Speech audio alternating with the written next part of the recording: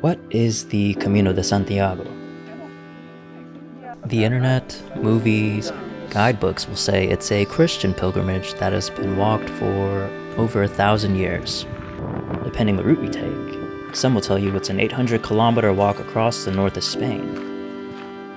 They'll tell you it's an obvious metaphor of life, but I want to tell you what the Camino can be.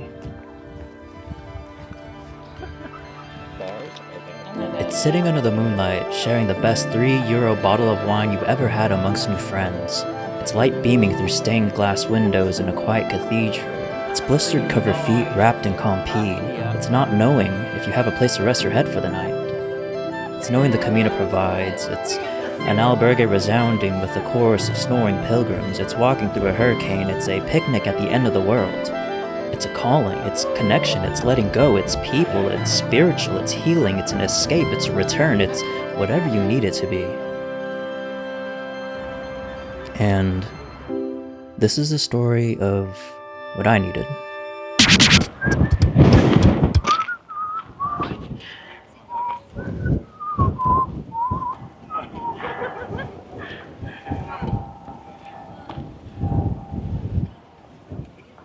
Yo, what's up? I'm Andrew Aquino, and this is a brief rundown. So, how did I find out about the Camino? Well, what I found to be the most American gateway to it is this little movie called The Way, starring Coach Bombay and his father. I watched that in 2012, and after I thought walking the Camino was one of the coolest things you could ever accomplish, so I put that on my own bucket list as a one day type dream, and that's all it ever really was for a long time, was just a dream. And life happened. I lost one of the coolest jobs I've ever had in December 2023. I spent most of 2024 unemployed, lost, burning through savings, trying to figure out what my next move is going to be. So in May 2024, I spent a month in Peru, and I was just searching, man, wandering, trying to figure it all out, and a new friend I made asked me what was next on my list. So I mentioned the Camino, conversational throwaway thought, didn't think twice about it. But a couple days later, May 27th, I'm sitting in Cusco airport, waiting for my flight, and this lady comes in, sits in front of me, plops her bag at her feet covered in Camino de Santiago patches, and I wanted to ask her about it. But before I could find the words, she got up and left. But the idea of the Camino stayed. It felt like a sign. And I thought, man, I got nothing going on for me right now. And as a US citizen, with the work culture we have and the way the economy is set up right now, when would I ever have the time to do something so grand other than right now? And July 24th, 2024, I booked a ticket. But not with an intention of finding answers, but with an openness and an acceptance. Whatever happens, happens. Now, will walking 500 miles across Spain give me some kind of profound revelation? Maybe. This is what living the question looks like. Here we go. Yas here again, taking me to LAX for the second time. Of course. Wouldn't have it any other way. Thanks, Yas. What's up? It is September 1st. Kind of nervous, mostly excited. 10-hour and 50-minute flight to Paris. I land 5 p.m. on the 2nd. Good evening. Welcome on board this North Atlantic flight. Dear guests, welcome to Charles Airport in Paris.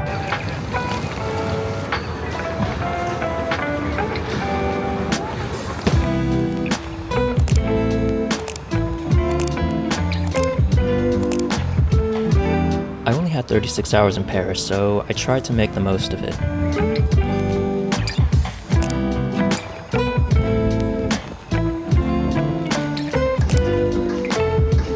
Cheers.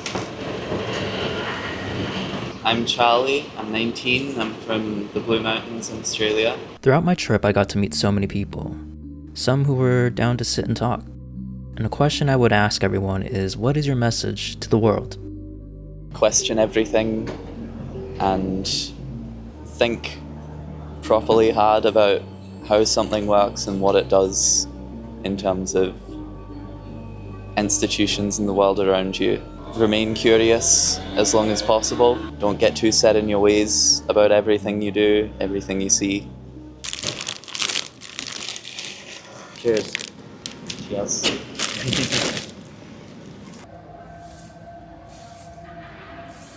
Bonjour. Hung out with the homie Charlie. Just said our goodbyes. That's my bread brother. Today, I head to St. Jean. Okay, pause. I just want to say, from here on out, I apologize for all the mispronunciations, like St. Jean. I cringe every time I hear myself say that, and I'll be saying that for the next couple minutes. But I promise, I'll be better next time. I'm gonna work on that. Please forgive me. Anyway, taking the train, so I'm heading there now.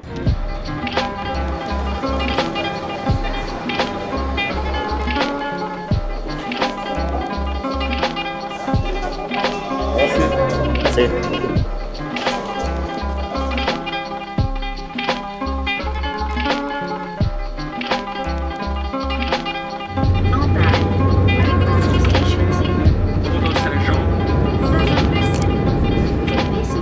We are headed to St. Jean.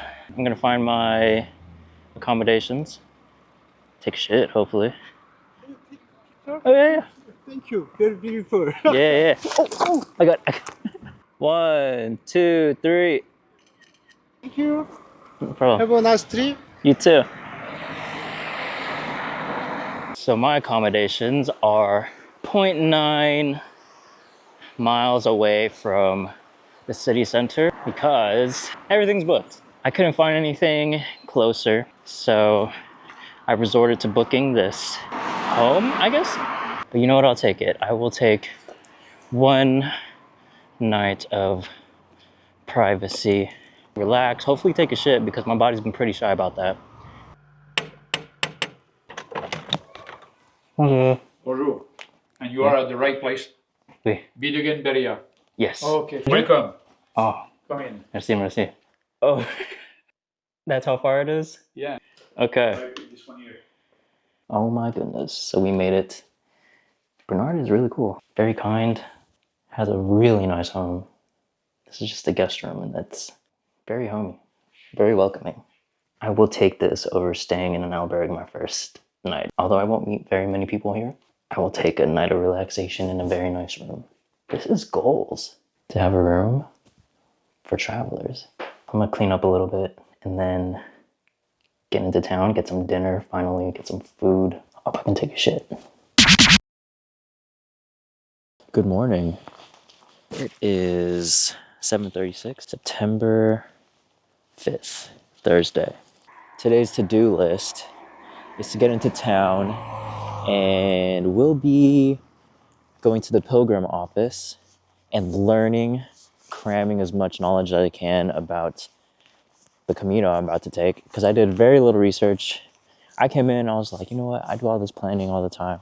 I'm just going in and I'm gonna wing it. Laundry, get my Pilgrim passport. I'm gonna buy my shell.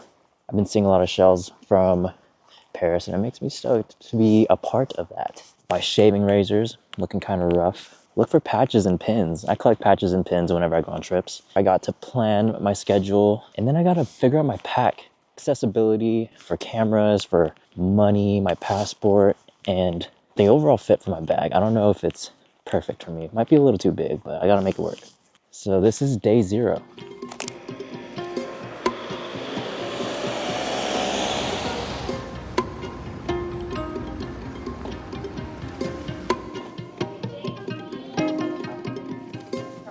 You are a peregrino. Peregrino. This is your new official passport as a peregrino, credencial, and to stay as albergue. Okay? And so every day, where you will stop to sleep, you will ask a stamp, which is a sello in Spanish, right? A sello. Every place is where you sleep, stop to sleep. And now I give you explanation for your way. Beginning of the Camino, it's at the end of the village. And here starts the main Camino. All along, it's 26 kilometers Okay. up and down. Okay. Here it's quite steep until horizon. And then when you get to the top of the mountain here, you do not walk through the forest because it's dangerous, okay? Understood. No more through the forest. You walk to your right, down to via Col de Ibañeta, down to Roncesvalles. Okay. Okay, that's the main thing. That's day one. It's day one. Oh yeah, for the rest, cannot give you all explanation. That's good. What I can give you is, if ever, this is a plan of possible stops that you can make. Okay. It's up to you. Do you intend to go until Santiago? I want to go to the coast. Fistera. Fistera. Yeah. Yeah. You are having Fistera. Okay. What's the average days? It's 45 days until Santiago and another 3 days to Fistera. Okay. 45 to 48. Got it. If you manage to walk every day like that, maybe you walk faster. Hope so. Yeah. I only have 30 days, 35 days. Yeah, but you probably manage that. So I wish you a buen in Spanish. Buen camino. Buen camino. Merci, Florence. Buen camino. First thing off the to-do list checked off. Got my credencial, a little map for day one, and the drama begins. Apparently it's gonna take me, well, the average will take 45 days to get to Finstera. I've only allotted myself 35. And she said maybe I'm fast. We'll find out because I really want to reach the end. I think some days I will have to push myself. It's starting to rain. That's not good.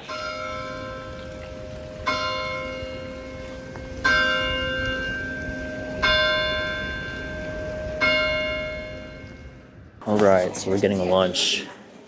This lady is handling this entire restaurant by herself. She's doing amazing. I'm gonna leave really early tomorrow morning. I think I might start my day at like 5, 6 a.m. So I calculated it from St. Jean to Finisterre. It's 520 miles. If I'm gonna do it in 35 days, I have to do like 15, 16 miles a day and include rest days, like 1 rest day a week.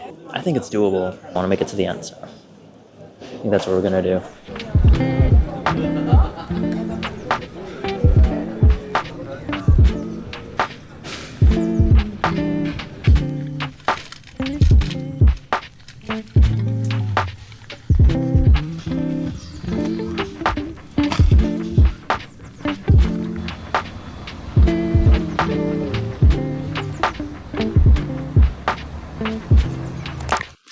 This is the 0.5 room tour of my guest room in Bernard and Nga's house.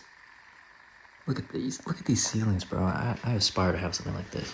The decor, everything's nice and wood. I did not open this. I don't know if I should, but they got the bathroom in here. Pretty spacious. I should have one of these. It's pretty cozy. My favorite part of this room is this place. This is the guest book, and Bernard and Nga have been providing guest rooms since 2015. These are the guest journals. And the first entry, also a side note, this is the Basque Country crest. I was looking for a patch like this, but I could not find one. The first entry was in 10/9/15. So this is for the guests, and what Bernard said was if you have any inspirations or thoughts, you could just write them down in here. This is my journal right here. Look at that, dude. This is beautiful. I like this. Seeing this and receiving their hospitality just inspired me so much to strive and aspire for something like this. Maybe one day I'd get a house with a spare room that I could rent out to travelers, and that would be really awesome. One day. Let's see. With the salad. Uh-huh. Salad en soi, comment on dit ça? Hey, very good. Enjoy.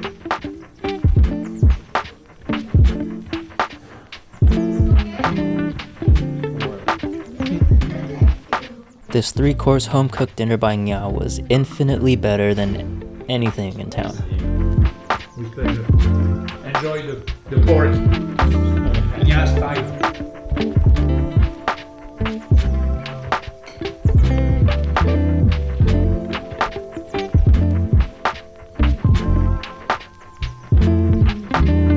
Well, this dude or his girl did a whole painting on this page.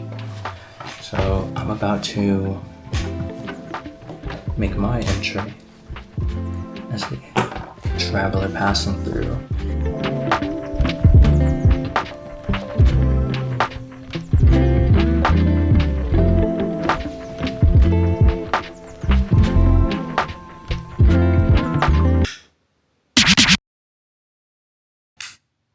It's day one.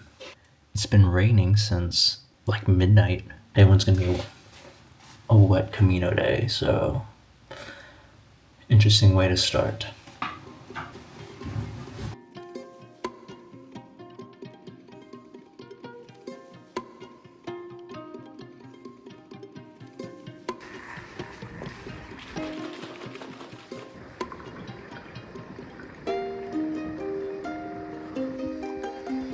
It's gonna suck.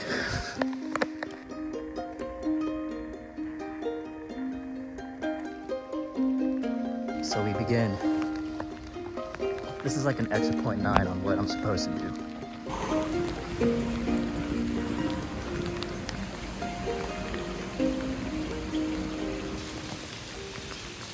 On my way out of Saint Jean, I stopped by the church for a moment of silence and a prayer for traveling mercies as I set out on my journey.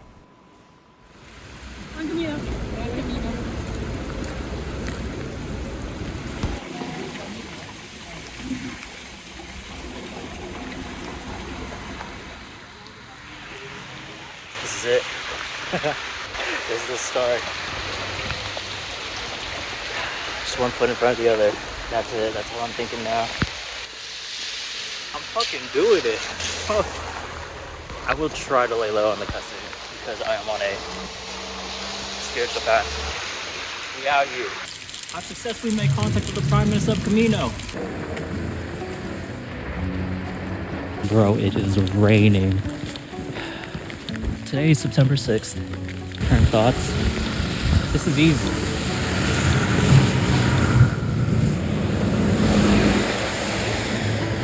Make it a little harder in a few. So this stretch of day one is supposed to be the hardest. I have about 3 kilometers left till I reach Florison, but I think I'm doing well. Handling it okay. It's no biggie. That's why I don't skip leg day. I feel very capable at the moment. And I am liking the rain. Hearing the patter of raindrops on my hood. Meditative. We move forward.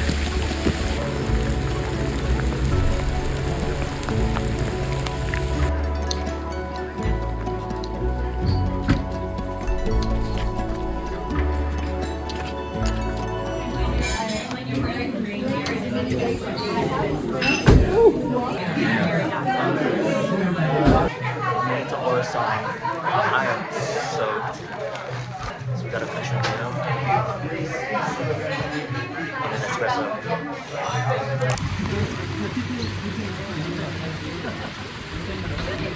Oh my god, the rain stopped.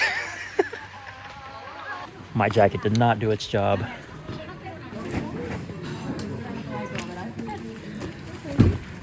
Got another 17 kilometers, I think. I'm all wet, but we gonna get there. I'm not gonna lie to you. My legs started cramping. So I had to sit for a moment and hope my legs don't cramp for the next 10 miles. I think this pace, it might be another 5 hours. It's 12:23. Let's shoot for 4 or 5 p.m. to get to my next stop. Please, legs, carry me. What's in the roadblock? What's up, goat? My legs are good now. I must keep this pace for like another 9 miles. My legs were not good as I went on. It was a bad mix between being soaked, cold, dehydrated, and carrying this heavy bag up the Pyrenees. It was a lot of stop and go, and it was not helping with my pace and my time. I was miserable. There was a moment where my legs were cramping so bad I had to like hobble over to the side of the road, sit in the mud, in the pouring rain, and I took my heavy ass water bottle and just started rolling my quads out. The Camino was really breaking me in on the first day. Along my way to Roncesvalles, these 2 angels came to my rescue, Sharon and Francesca, with snacks and encouragement. And without them, I don't think I would have finished the day as strong. I am so happy to see that sign. I've been fighting cramps all day. From this point, I have 3.6 kilometers to go. The only thing I am praying for is a bed. The bed situation was also looking bad. Sharon told me there were only about 100 beds in Roncesvalles, and 300 to 400 pilgrims left from Saint-Jean. We could only hope there's an opening for me and my friends. Thankfully, it is all downhill, because that up was killing me. When I said downhill, this is not what I meant. So I'm afraid I just took a harder, different route. I'm in the forest. You do not walk through the forest because it's dangerous, okay? Understood. No, And the signage is not telling me much. I kind of wish I took the road because there's a split. On my map, it still says I'm heading towards a target town. My hope is I get there before sundown. I've only seen 1 couple down here. Shit. Okay, I definitely took the scenic route. I was a little afraid, but I see cars. That gives me comfort. I definitely did everything on hard mode today. I should not have gone through that forest. I look like shit. I did fall. What a town. Holy. That was hard. I'm even going front. That was hard. This is easy. Woo. I thought I was gonna be hiking in the dark. My first albergue. Please have a bed for me. I got unbelievably lucky. I need the passport, please. Passport.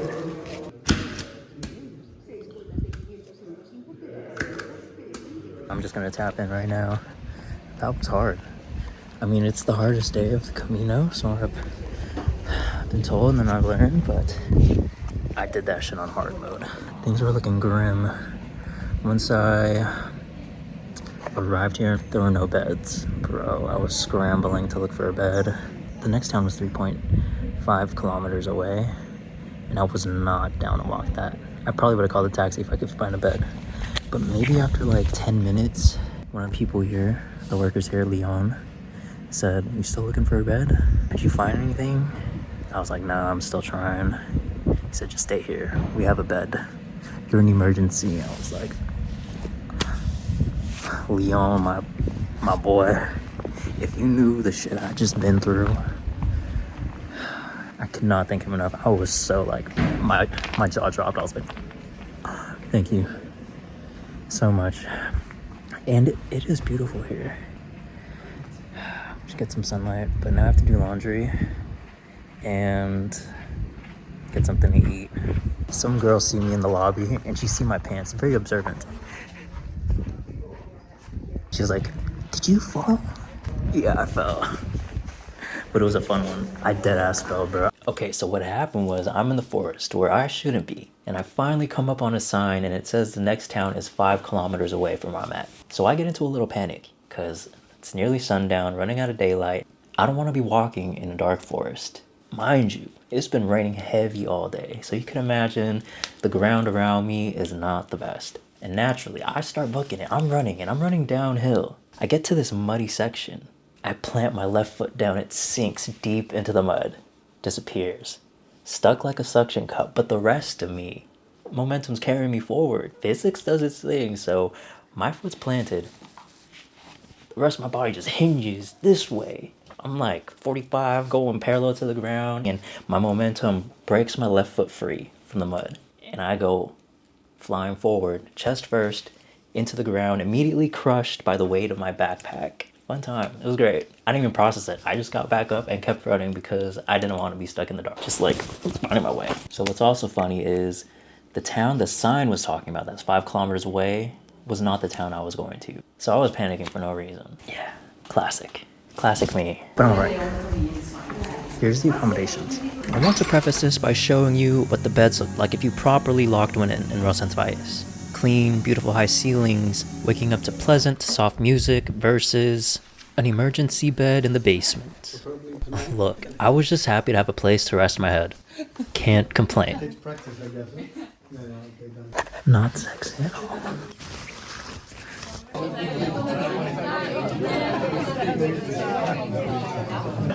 Dinner time. Hi, Sharon. We made it. Finally dinner. Really can't complain.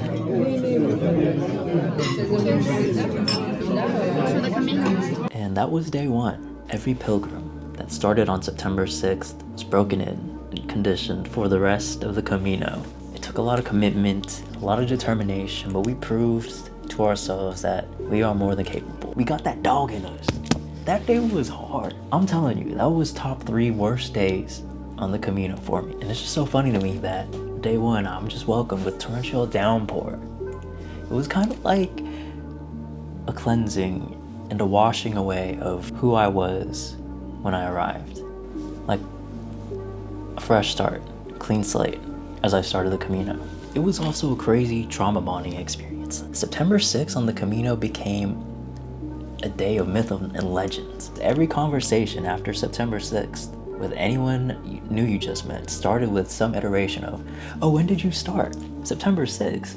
Did you start September 6th? The day of the great rain? And if they did, it was an immediate connection over our pain, misery, struggle, and achievement of finishing that day. A day of infamy for so many of us, and it built this strong communal bond for everyone that started on September 6th. Truly an unforgettable day one.